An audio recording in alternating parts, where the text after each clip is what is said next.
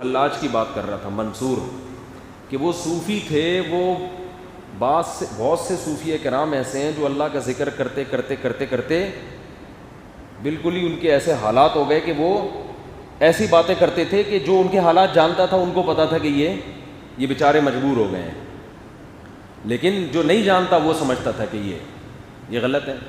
تو وہاں اس وقت جو علماء تھے انہوں نے فتویٰ دیا کہ ان کو کیا کیا جائے، قتل، کیونکہ یہ انا الحق، میں اللہ ہوں میں اللہ ہوں، یہ نعرے لگا رہے ہیں. تو وہ بہرحال ان کو شہید کر دیا گیا. اب کیا مسئلہ ہے کہ ہمارے حضرت فرمایا کرتے تھے کہ جو منصور تھے نا، انہوں نے اللہ کی محبت کا ایک گھونٹ پیا اور اوسان خطا ہو گئے. حضرت فرماتے تھے ادھر ہم دریا کے دریا پی کے بیٹھے ہوئے ہیں، یہ ہمارا حوصلہ ہے کہ ہمارے اوسان خطا نہیں ہوتے.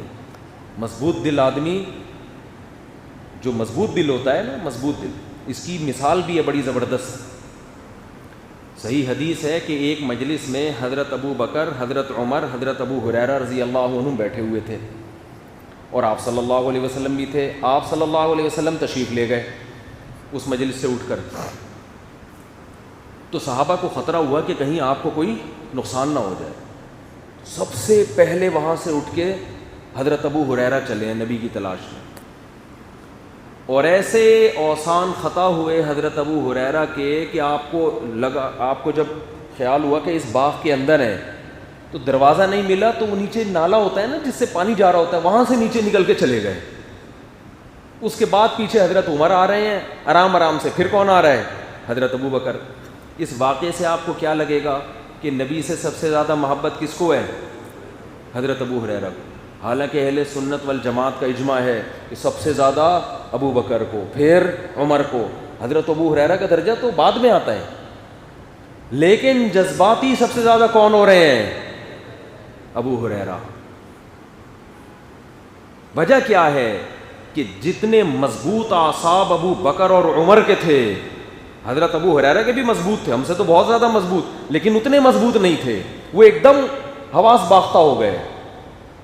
اس کی اور آسان مثال، اچھا ان کے پیچھے حضرت عمر آ رہے ہیں، ان کے پیچھے کون آ رہا ہے؟ اچھا یہ واقعہ بڑا دلچسپ ہے، میں پورا مکمل سنا دیتا ہوں. تو جب حضرت ابو ہریرہ تلاش کرتے کرتے نبی کے پاس پہنچے، نبی نے پوچھا یہاں کیا کر رہے ہو؟ فرمایا آپ کو تلاش کرتے کرتے اب ہمیں خطرہ تھا کچھ نقصان نہ ہو جائے. تو آپ صلی اللہ علیہ وسلم نے اپنا جوتا مبارک حضرت ابو ہریرہ کو دیا اور فرمایا کہ جو بھی تمہیں ملے نا اس کو یہ خوشخبری سنا دو کہ جو بھی لا الہ الا اللہ کہے گا جنت میں جائے گا. اور سند کے طور پہ میرا چپل دکھاؤ، وہ جوتا دکھاؤ. پہلے زمانے میں ایک دلیل تھی، بھائی نبی نے اپنا نال مبارک مجھے دے کے بھیجا ہے، یہ اس کی علامت ہے کہ میں جو کہہ رہا ہوں واقعی کس سے سنا ہے؟ نبی سے. حضرت عمر مضبوط دل. اب کیا ہوا ہے کہ حضرت ابو ہریرہ یہ لے کے نکلے تو حضرت ابو ہریرہ فرماتے ہیں، بخاری کی حدیث ہے کہ اول من لقینی عمر، سب سے پہلی میری ملاقات کس سے ہوئی؟ عمر سے، جو پیچھے پیچھے آ رہے تھے، وہ بھی تلاش میں نکلے ہوئے تھے. انہوں نے فرمایا ابو ہریرہ کہاں جا رہے ہو؟ فرمایا مجھے نبی نے فرمایا کہ جو بھی ملے نا اس کو یہ حدیث سناؤ کہ جس نے لا الہ الا اللہ کہا کہاں جائے گا؟ جنت میں. اور یہ نال مبارک علامت ہے. حضرت عمر نے دیا ہے زور سے دھکا. فرماتے ہیں فخررت لستی، میں کولوں کے بھر زمین پہ گرا ہوں.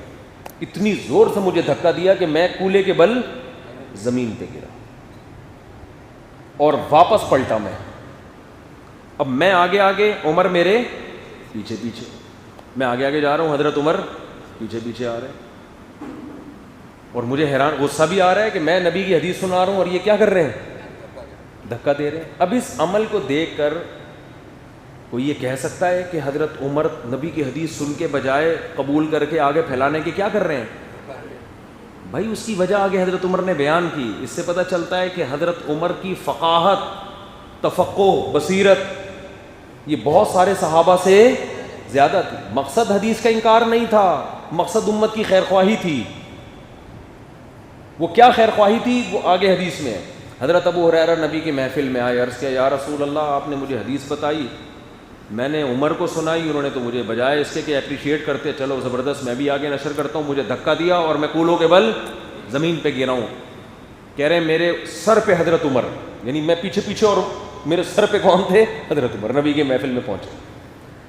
نبی صلی اللہ علیہ وسلم نے حضرت عمر سے پوچھا ہے عمر کیا تم نے ایسا کیا ہے؟ فرمایا ہاں میں نے ایسا کیا یا رسول اللہ. اے عمر کیوں ایسا کیا؟ فرمایا یا رسول اللہ اذا یتکل الناس, جب لوگ یہ حدیث سنیں گے تو اسی پر اعتماد کر کے بیٹھ جائیں گے, عمل چھوڑ دیں. لوگ کہیں گے لا الہ الا اللہ کہہ دو بس جنت, عمل نہیں کوئی کرے گا. تو آپ صلی اللہ علیہ وسلم نے حضرت عمر کی تصدیق کی. بعض کام نبی نے رسول اللہ صلی اللہ علیہ وسلم نے وحی کے بغیر کیے ہیں, اپنی رائے سے کیے ہیں, تو ان میں صحابہ بھی آپ سے اختلاف کرتے تھے. اب اس حدیث کا اصل مفہوم تو یہ کہ بالآخر وہ جنت میں جائے گا نا, اور سزا بھگتنے کے بعد جائے گا, یا لا الہ الا اللہ جو لا الہ الا اللہ پڑھے اس کے تقاضوں کے ساتھ, جو اس کے تقاضے بھی پورے کرے. لیکن یہ ساری چیزیں بہت سے لوگ نہیں سمجھتے, وہ اتنی ڈیٹیل میں نہیں جاتے, وہ اس حدیث کے الفاظ دیکھیں گے اور کہاں سارا عمل چھوڑ دیں گے. اور اسلام میں ایک ایسا فرقہ بنا جس کو مرجیہ کہا جاتا ہے. انہوں نے جب یہ حدیثیں سنی تو انہوں نے کہا عمل کی بالکل ضرورت نہیں ہے, صرف ایمان نجات کے لیے کافی ہے. یہ فرقہ وجود میں آیا جس کو مرجیہ کہا جاتا ہے. ایک فرقہ ایسا وجود میں آیا کہ اس نے کہا کہ کبیرہ گناہ کرو گے تو ہمیشہ جہنم میں جلو گے. یہ معتزلہ تھے, اور آج عمان مسقط میں جو عباضیہ فرقے کے لوگ ہیں وہ یہی کہتے ہیں کہ کبیرہ گناہ جب کر لیا تو کافروں کی طرح ہمیشہ جہنم میں, کیونکہ انہوں نے وہ والی حدیثیں دیکھی تھی جس میں, یا قرآن کی آیتیں جس میں یہ تھا کہ کبیرہ کا مرتکب ہمیشہ جہنم میں جائے گا. ان کو یہ نہیں پتہ تھا کہ یہاں ہمیشہ کا مطلب کیا ہے, صحابہ نے جو تفصیل کی ہے وہ کیا ہے. تو جس نے بھی صحابہ سے ہٹ کے قرآن و سنت کو سمجھنے کی کوشش کی ہے وہ قرآن و سنت ہی کے ذریعے گمراہی میں گیا ہے. وہ اس نے دلیلیں قرآن و سنت ہی ہیں اس کے پاس, مگر اپنی تشریح کی. اور یضل بہ کثیرا جو قرآن میں آتا ہے نا کہ ہم اس قرآن کے ذریعے بہت سوں کو ہدایت دیتے ہیں, اور بہت سے اسی قرآن کے ذریعے گمراہ بھی ہوتے ہیں. تو اس لیے قرآن اگر سیکھنا ہے تو کس سے؟ سب سے پہلے صحابہ کو دیکھنا پڑے گا کہ ان کی رائے کیا تھی, ان کا عقیدہ کیا تھا, اس کے مطابق آیتوں کی تفسیر ہوگی. سمجھتے نہیں ہو میرا خیال ہے بات کو؟ تو خیر, تو میں اصل بات یہ کر رہا تھا, منصور حلاج تھے نا جو اللہ کی محبت میں ایسے ہو گئے اور بالکل, تو ہمارے فرمایا کرتے تھے کہ وہ دل کے مضبوط نہیں تھے. جو مضبوط دل کے لوگ ہوتے ہیں ان کے اعصاب مضبوط. تو اس کا ایک اور واقعہ حضرت ابو بکر, دیکھو نبی کا جب انتقال ہوا تو سب صحابہ بالکل اوسان خطا ہو گئے. حضرت عمر کتنے مضبوط قلب تھے, انہوں نے فرمایا کہ جو یہ کہے گا کہ نبی کی موت واقع ہوگی میں گردن اڑا دوں گا. محبت سب سے زیادہ ابو بکر کو تھی, مگر ان کے اوسان خطا نہیں ہوئے. ممبر پہ کھڑے ہوئے اور آیتیں پڑھی, یا ایھا الناس من کان منکم یعبد محمدا فإن محمدا قد مات. اے لوگو تم میں جو محمد صلی اللہ علیہ وسلم کی عبادت کرتا تھا یقین کر لے محمد صلی اللہ علیہ وسلم پر موت واقع ہو گئی ہے. یعنی وہ ان کو حوصلہ دلا رہے تھے کہ تمہیں کیا ہو گیا, تم اسلام پر اللہ کے لیے چل رہے ہو, محمد صلی اللہ علیہ وسلم کے لیے تھوڑی چل رہے ہو. اور آگے فرمایا ومن کان منکم یعبد اللہ, جو اللہ کی عبادت کرتا ہے, اسلام پہ چل رہا ہے اللہ کے لیے, فإنہ حی لا یموت, وہ آج بھی زندہ ہے, اس پر موت واقع نہیں ہوگی. پھر قرآن کی آیتیں پڑھی, وما محمد الا رسول, محمد صلی اللہ علیہ وسلم تو ایک رسول ہیں, افإن مات او قتل, اگر وہ طبعی موت ان کے انتقال ہو جائے یا ان کو قتل کر دیا جائے, انقلبتم علی اعقابکم, تو کیا دین سے ہٹ جاؤ گے تم؟ غزوہ احد میں جب یہ افواہ پھیلی نا کہ نبی صلی اللہ علیہ وسلم کو شہید کر دیا گیا ہے, بہت سے صحابہ کو دل میں وسوسے آنا شروع ہو گئے. بعض نے کہا تھا زندہ رہنے کا فائدہ ہی کیا ہے. اس پہ یہ آیت بعد میں پتہ چلا یہ افواہ غلط تھی, لیکن قرآن کی آیتیں نازل ہوئیں کہ یہ تمہارے یہ حالت کیوں ہوئی تمہاری, بھئی اوثان کیوں خطا ہو گئے, اور کیوں دین سے کے بارے میں وسوسے کیوں آ رہے ہیں؟ تم تو اللہ کے لیے دین پہ چل رہے تھے, وہ تو آج بھی ہے اور ہمیشہ رہے گا. کیا بتاؤ دنیا میں کوئی مذہب کسی مذہب کے رہنما کو ان کی حیثیت کو اتنا کلیئر, اتنی کلیریفیکیشن ہوتی ہے کسی میں؟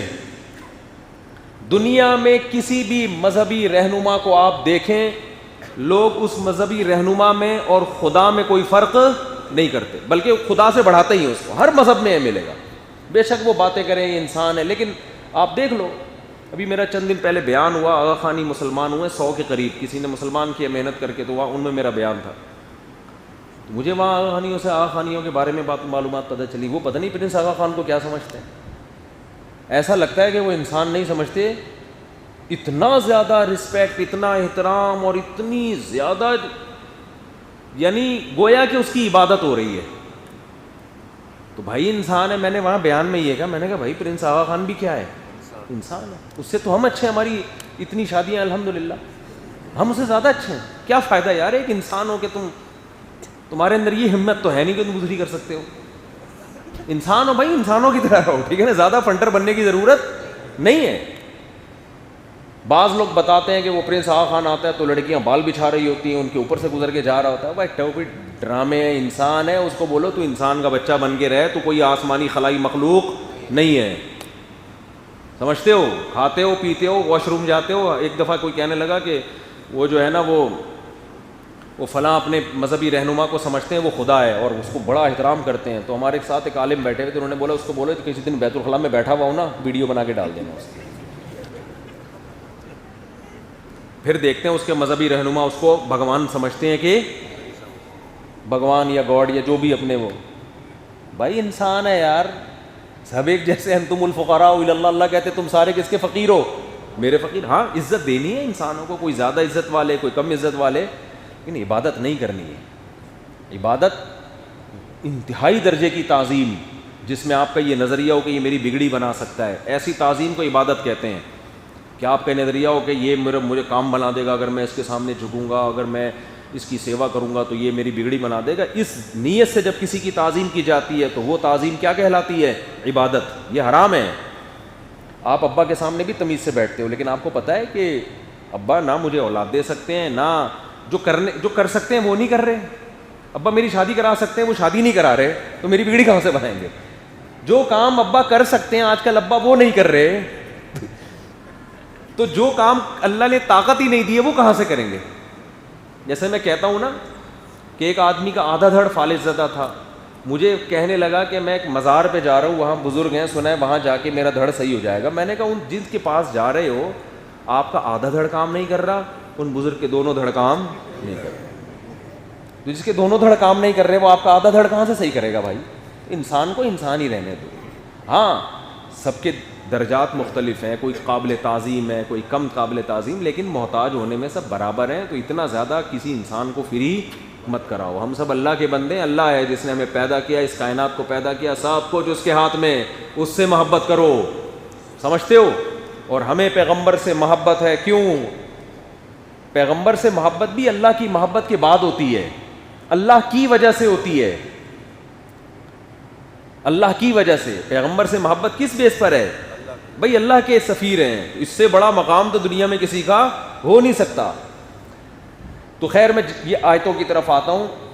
تو وہ یہ شعر کی تشریح لمبی ہو گئی نا کہ